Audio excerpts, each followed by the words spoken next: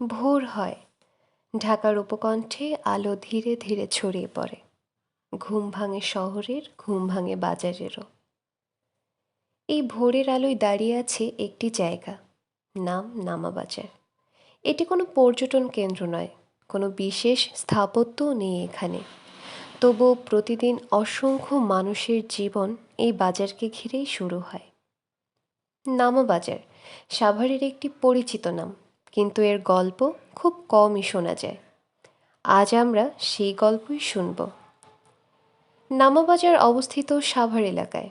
ঢাকার কাছাকাছি হওয়ায় এই এলাকায় মানুষের যাতায়াত সবসময়ই বেশি।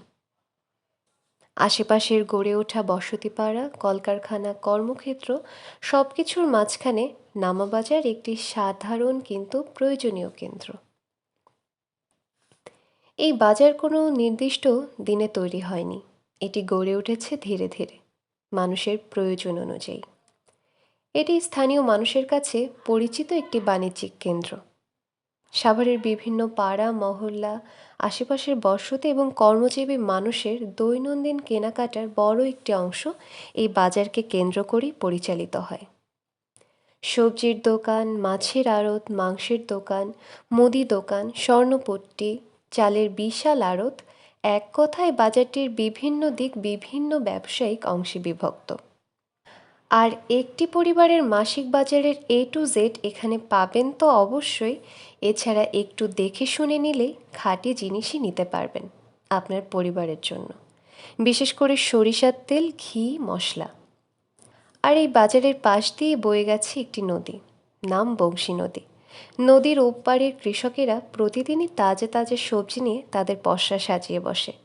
এমনকি বাজারের বেশিরভাগ মাছ এই বংশী নদীর জেলেরাই বাজারজাত করে থাকে। নামাবাজার কোনো পরিকল্পিত কাঠামোর ফল নয়, এটি গড়ে উঠেছে সময়ের প্রয়োজনে। স্থায়ী দোকানের পাশাপাশি প্রতিদিন দেখা যায় ভাসমান ব্যবসায়ীদের, যারা নিজেদের জীবিকা খুঁজে নেয় এই বাজারেই। এই বাজারের সবচেয়ে বড় পরিচয় মানুষ। এখানে আসেন গৃহিণীরা, আসেন শ্রমজীবী মানুষ, আসেন দোকানদার, আরও আসেন পথচারীরাও। কেউ আসে পরিবারের খাবার কিনতে, আবার কেউ আসে দিনের রোজগার নিশ্চিত করতে। এই বাজারটি কেবল পণ্যের আদান প্রদান নয়, এটি মানুষের জীবনের গল্পের বিনিময়। নামাবাজার স্থানীয় অর্থনীতিতে গুরুত্বপূর্ণ ভূমিকা রাখছে। এখানে অসংখ্য ছোট ব্যবসায়ী প্রতিদিনের আয়ে তাদের পরিবার চালান। বড় কোনো পুঁজি নেই, নেই আধুনিক সুযোগ সুবিধা। তবুও এই বাজার অনেক মানুষের জীবনের একমাত্র আয়ের উৎস।